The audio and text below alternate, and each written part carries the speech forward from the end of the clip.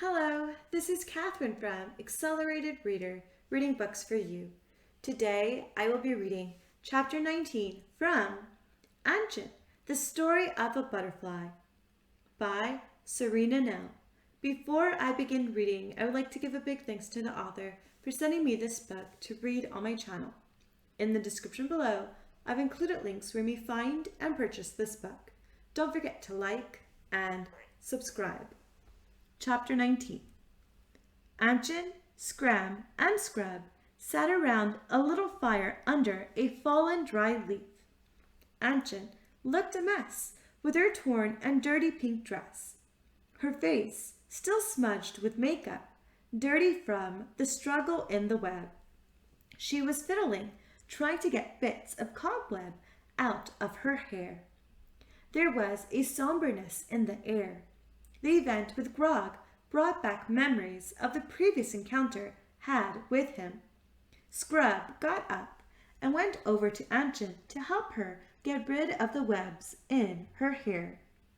"Let me help you with that," Scrub offered. "It's okay. I'm managing," Anchen said tiredly. "Nonsense! Let me help you," Scrub insisted. Too tired to resist, Anchen allowed Scrub to take out the cobwebs from her hair. Scrub, playing with her hair, relaxes Anchen a little. It is not long before the events of the day took its toll, and she fell into a restless sleep, plagued by nightmares of kids pointing and laughing, and a spider devouring her. Mona sat in the lounge, distraught. Two oversized dung beetles filled the room. One is sitting opposite Lisa, with a pen and notebook in hand, penning down the answers he can get out of Mona. Matt and Rainer were on their phones, calling friends and family, their differences put aside for the sake of Anchen. To the one side, the second police officer is listening patiently to Brad telling his version of the events. Trying not to miss any details, Brad looked tired, yet very concerned about Anchen, whom he came to like so much. Anchen woke to a sound she was unfamiliar with. Lying motionless, she opened her eyes slowly, trying to see where it came from.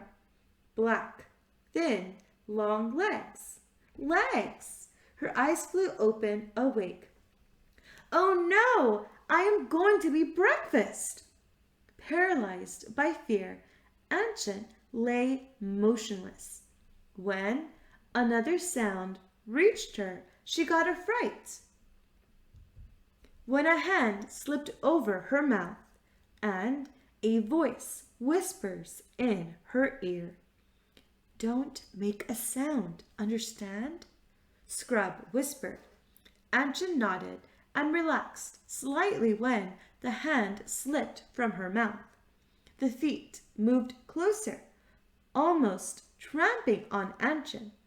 Scrub has to move quickly out the way to avoid being trampled or getting detected by the hungry bird.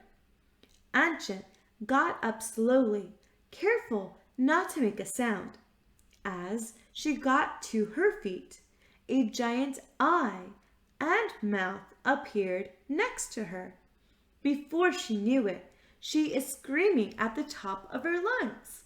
Scrub grabbed her and pulled her with. The bird flips the leaf they had been hiding under and start the pursuit for breakfast. The two cockroaches run, Scrub with Anchen in tow.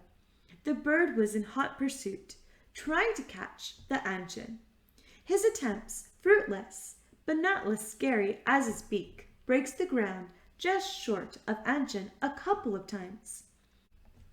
Anchen was tired. Her little legs couldn't carry on, but Scrub wouldn't let up. Then they saw it, the hollow in a log. They burst into the hollow, right to the far side.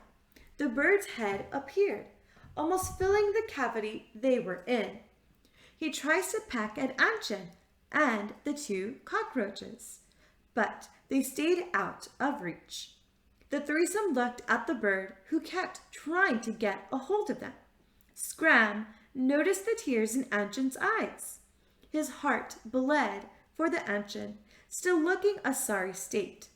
She hasn't had an easy time. You all right, girl? Scram asked. Anchen nodded, though she felt anything but all right. She was hungry. She was dirty. She was scared.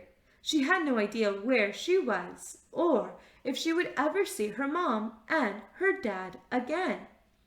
All of a sudden, the bird paused. He pulled his head from the hole and fled. Man, that was close. We'll need to be more careful, Scrub said. Yeah, we may not be as lucky next time, Scram confirmed. What scared him off? Anchen asked, concerned. Scram and Scrub looked at each other. Stay here. I'll have a look, Scram said, and crawled to the opening that led to the outside. Carefully, he peeked out into the early morning. Lights and saw bees everywhere. He laughed, amused. Anchen and Scrub looked at each other, then back at Scram. He motions to them. You should see this, he said, amused. Scrub and Anchen halt in the opening. The little robin flees for his life as he is being chased by the swarm of bees. Anchen put a hand in front of her mouth. She tried to suppress the giggles trying to escape. She burst out laughing. Guiltily, she looks at both Scrub and Scram. They all laugh, wiping tears from their eyes as they were laughing. Scrub was the first one to calm down and speak. Well, little lady, I guess we have to get you home. Your mom will be worried, Scrub said. Anchen nodded. For a little bit at least. She forgot about being lost and about the hurt about missing her family and enjoyed the company of the 2 cockroaches. I guess, Anchen replied. Scrub looked at Anchen questioningly. You don't think your mom is worried? Scrub questioned. Anchen dropped her head, her chin to her chest, her eyes staring to the ground. I don't know. She is pretty busy with the twins, she informed Scrub, who placed a comforting hand on her shoulder. Honey, I don't know your mother, but I once was a mother, and I know she is worried sick about you, Scrub said with conviction. If she even noticed, Anchen said, still not convinced. Of course she did, declared Scrub. We need to go, Scram interrupted. Don't you fret, little one. We will have you back home in no time. Do you know where you live? Scram asked. I do, but I don't know how to get there, as I don't know where we are. The trio hits the road, Scrub and Scram walking protectively on either side of Anchen. Thank you for listening. Stay tuned for Chapter 21. Don't forget to like and subscribe. In the description below, I've included links where you may find and purchase this book.